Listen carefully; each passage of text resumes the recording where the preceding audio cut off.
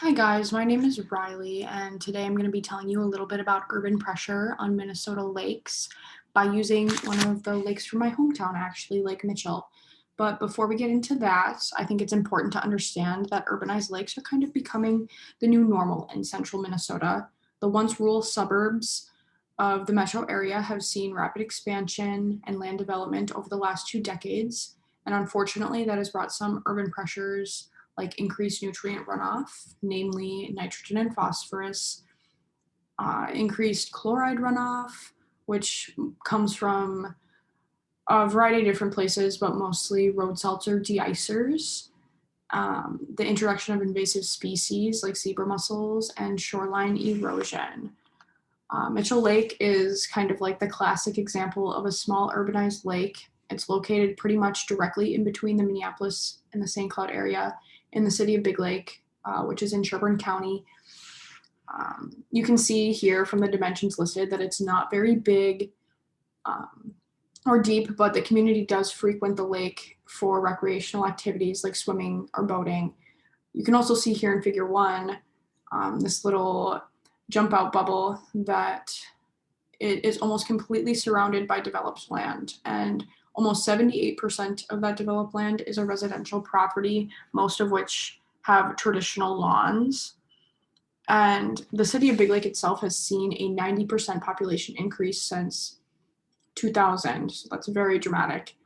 And recent trends in water quality may be an indicator that maybe the urban pressures are finally catching up to Mitchell Lake over after these last 20 something years.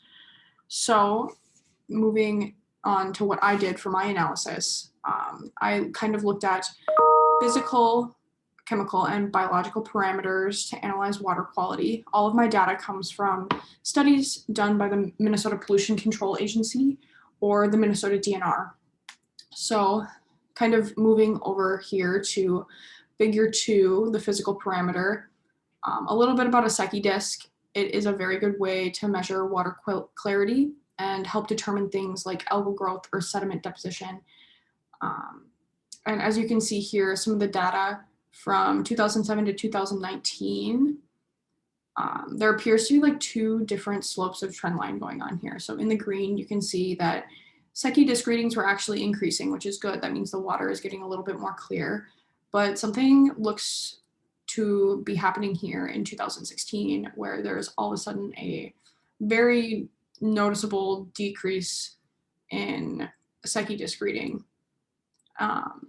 So that's a little interesting. Over here in chemical parameters, you kind of see a similar trend with total phosphorus. Um, this data is from 2009 to 2019, so a little bit different years, but this trend line seems to indicate a decrease in total phosphorus, which would be associated with being good, and then moving into an increase starting here at like 2014, which would be an indicator of maybe water degradation is going on here. So moving down to biological parameters, I examined the different populations of tolerant versus intolerant or sensitive fish. A tolerant fish is one that can thrive in near eutrophic conditions. They're really not too picky about where they live, whereas intolerant or a sensitive fish is one that is very picky, so it would not be able to live in conditions where water quality was poor. As you can see, the blue, those are going to be down on figure 4, the blue lines, the dashed and the solid line, those are my sensitive or my intolerant fish, so the yellow perch and the walleye. And then the bullhead populations in gray, those are going to be the tolerant species. Right away, something that sticks out is this steep decrease in yellow perch population. What used to be really high kind of dropped super low, and according to this data here, the species, the population never really recovered from that major drop. And looking over at this yellow bullhead population, what was fairly consistently low has very recently jumped very high up into population.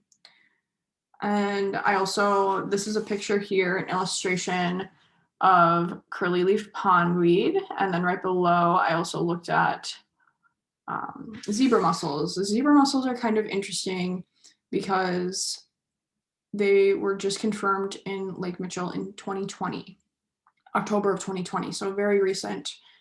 The curly-leaf pondweed is something that has been around since the 1970s, 1973, and it's been very well managed. So there's no new development with that, but kind of notable in the fact that the lake has been living with a invasive for quite a long time. So what does all of this mean? Well, the decreased Secchi depth and the increased total phosphorus are a good indicator of probably something related to an increased productivity in the lake. There's probably a little bit more algae growth than in years past. But the recent introduction of zebra mussels is also something that is not that great, because zebra mussels have been known to compete with natives, and they're filter feeders, and they're actually such good filter feeders that they've been known to completely clear out water and deplete other species' food sources. I should mention that in the most recent fish survey done by the Minnesota DNR, there were some species of darter present, most namely the Iowa darter is what I looked at. And those are considered a very intolerant species, and they're actually used as a bioindicator for good water quality. So there is some hope there that the lake is not completely doomed. So, yes, it does appear though that there have been instances where the community members have noticed that the lake is not as healthy as it once was. In a personal interview that I conducted with Bettina Potter, she is a former Lake Association member, and she has been a resident of Big Lake, lived right on the lake for 15 years on Lake Mitchell. She expressed a big concern about residential property owners being unaware of the chemicals that are in their fertilizers and de-icers, and how nutrient runoff negatively impacts water quality. Basically, she was very emotional and very adamant about the fact that a lot of residents do not know what the negative impacts of their lawn fertilizers have. They don't know the negative impacts of their de-icers. Also, being so close to a highway, the de-icers that get used on Highway 10 is also a big concern. And on her own property, she is said to have noticed a lot of shoreline erosion, kind of something that she attributed to maybe inexperienced boaters or the increased level of recreation on the lake over the last 15 years or so. Ultimately, there really is no big conclusion here that can be made.